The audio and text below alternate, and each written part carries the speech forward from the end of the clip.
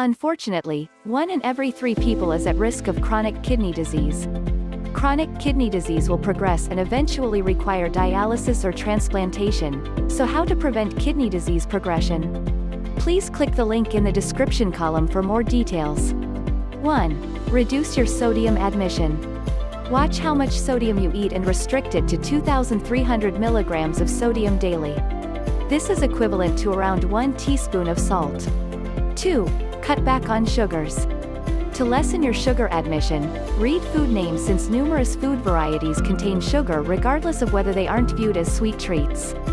For instance, toppings, breakfast oats, and white breads are for the most part high in sugar. 3. Avoid protein from immersed fats. While you shouldn't keep away from proteins, or even fats, you ought to decrease the measure of red meat, full-fat dairy and immersed fats that you eat to a couple of times each week.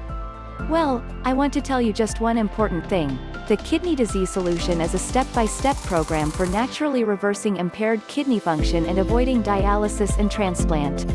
Please click the link in the description column for more details.